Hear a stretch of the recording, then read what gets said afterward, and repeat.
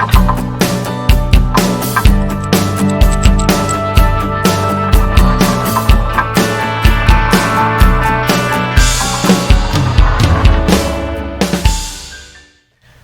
and welcome. My name is Nathan Palardy and I am an assistant professor at the University of Florida in the Food and Resource Economics Department. Today I'm going to be presenting to you about UF IFAS Extension, which some commissioners call UF's best secret kept by the university. Of course, the goal of this presentation is to make it not a secret so that your county can take advantage of all the resources that Extension can offer. First, I'm going to talk to you about our mission and provide a brief history of UF IFAS Extension. Next, I'll talk about the presence of Extension throughout the state of Florida. We are present in all 67 counties. Finally, I'm going to talk about some specific Extension programs designed to be a resource for your county, as well as programs that can help your constituents. To kick things off, I'm going to play a brief video that explains a little bit about what UF IFAS Extension is.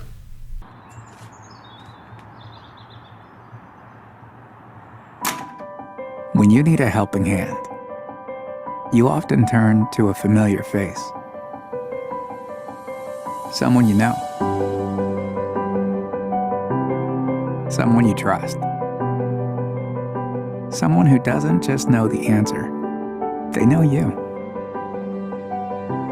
We are that helpful friend. And we know your community because we're a part of it. From Monroe to Escambia, we take the knowledge and resources of the University of Florida and place them at your doorstep. Whether you need to learn how to protect your crops, figure out your monthly budget, save your county millions of dollars, or grow the food Florida families will eat, we have a program tailored for you. So just reach out, one neighbor to another, and let us show you what the science of better living can do.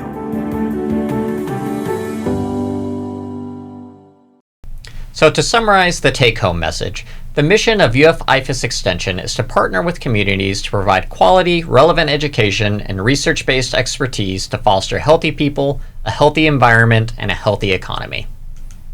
The history of UF IFAS Extension goes all the way back to 1862, with Abraham Lincoln signing the first Morrill Act, which donated federal land for what would become land-grant universities.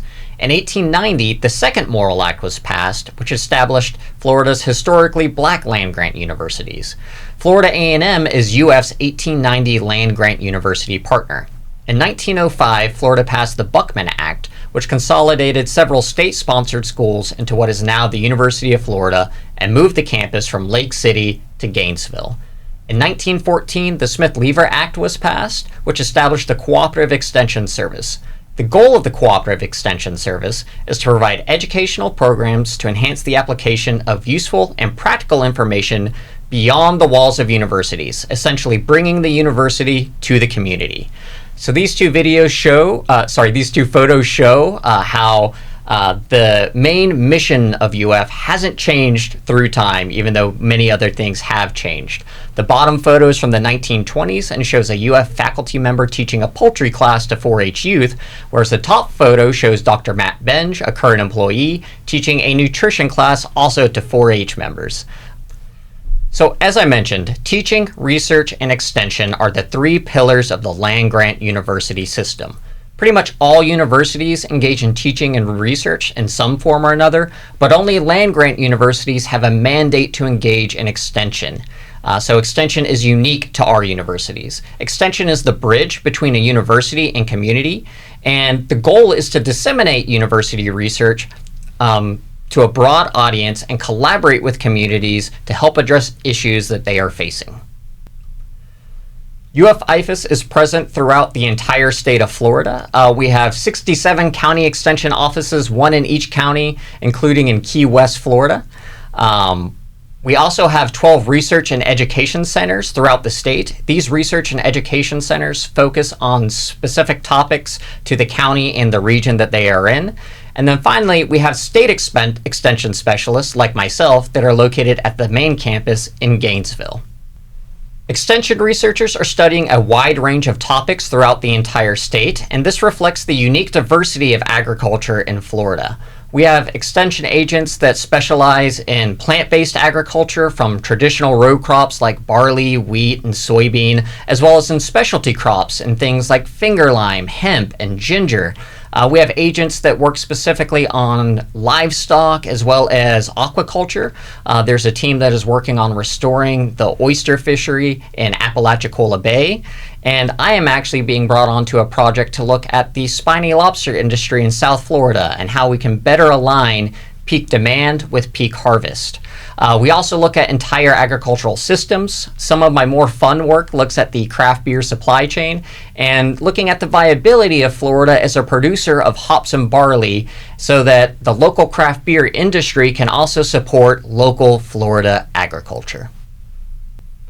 To give you an idea about the impact of our extension programs and how they can help the state, I'm going to play another video about a modest program that started in Cedar Key and has since expanded to protect shorelines throughout the entire state of Florida.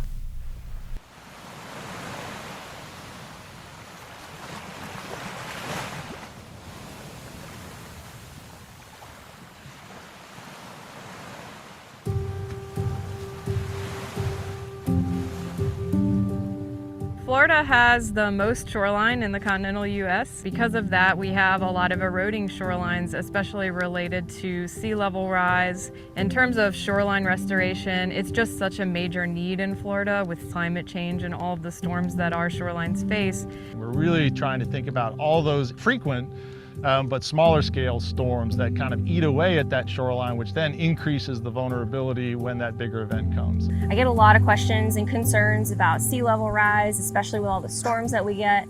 I decided that, having a visual project that shows people what a living shoreline can do, how it can improve an area, is really what motivated this project. There are a lot of people that are seeing their shorelines go away, and so what we're trying to do here with these living shoreline projects is show people what's possible and give them a system that they can come and visit so they can visualize some more ecologically friendly options that are also lower cost.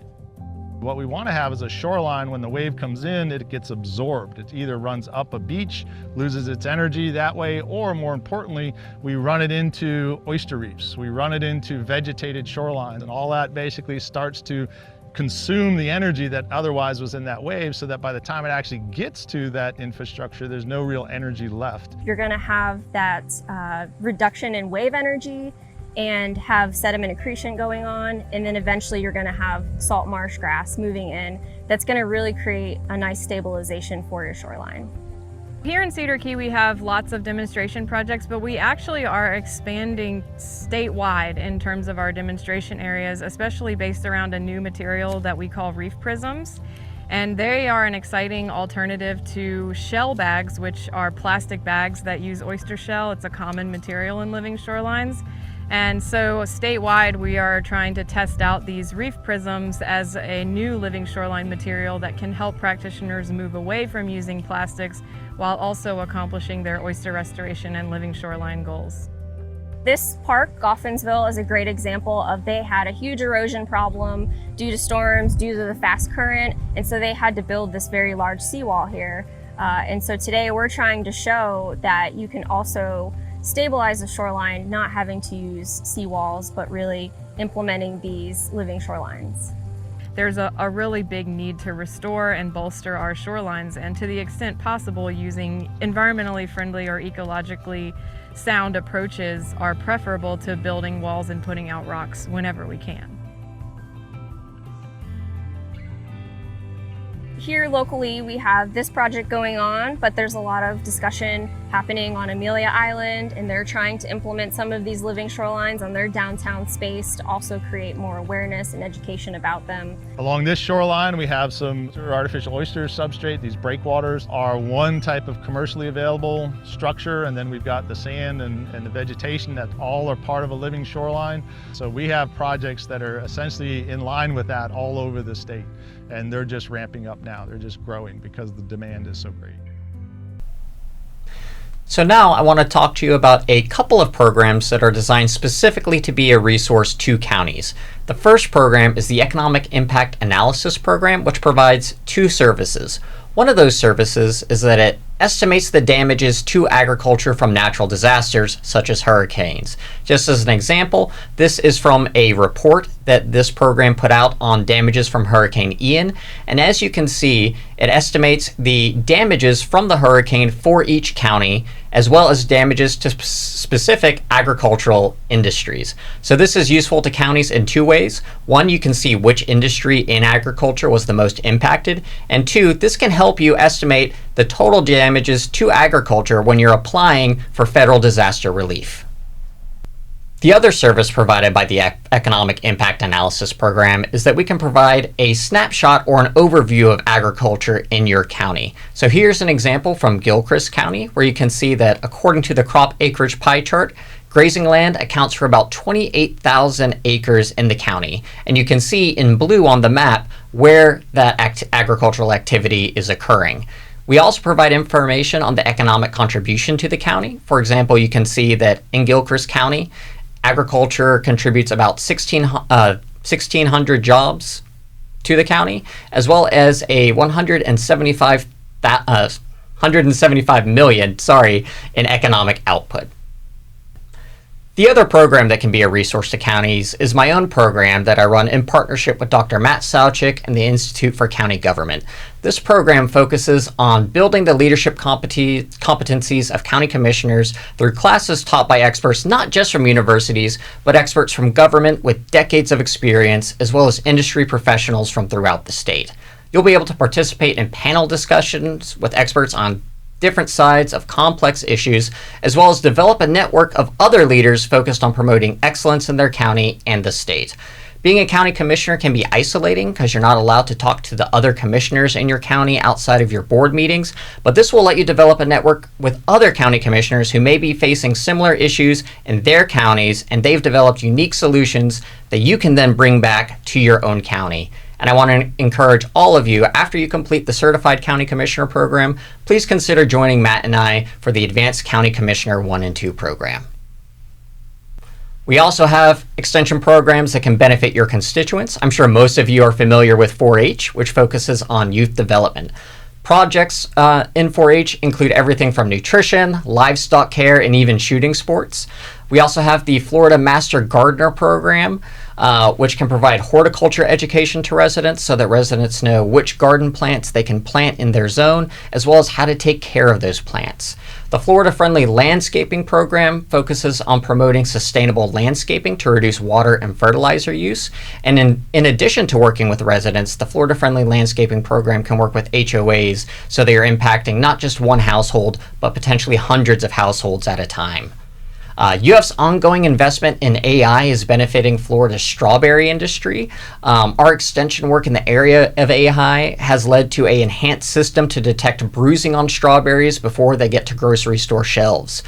Detecting bruising can benefit the industry by reducing the rejection rate at grocery stores, which can lead to increased profitability of farmers. If you'd like to learn more about IFAS's AI initiative and how it's benefiting industries in the state, you can look up more information at IFAS blogs. IFAS has many other clients in all areas, from residents and homeowners all the way up to municipal and state governments and community organizations. But I want to talk about one more example about a project I was recently on with Miami-Dade. Miami-Dade worked with the Food and Resource Economics Department to help quantify the economic contribution of agriculture to the county, identify pre-existing trends, and help advise them on how to move forward to preserve agriculture in Miami-Dade. As you can imagine, Miami-Dade is under immense pressure to develop ag land, so we helped quantify the economic contribution of agriculture in the county and identify opportunities and threats to ag. We then advise them on how they can promote ag so that it can be a sustainable and substantial part of their economy going forward. So if you would like Extension to be a resource to your county, please do not hesitate to reach out to me. So with that, I just want to say thank you. My contact information is below. You can reach me at n.palardy@ufl.edu. I've included several links to help you find your county extension office. If you haven't reached out and met your county extension director, I highly encourage you to do so. I've also included a link so that if you'd like to learn more about IFAS Extension and the impact we're having in our state, you can follow that link and look up more information. And with that, Thank you, and I look forward to seeing you all in the Advanced County Commissioner 1 and 2 program.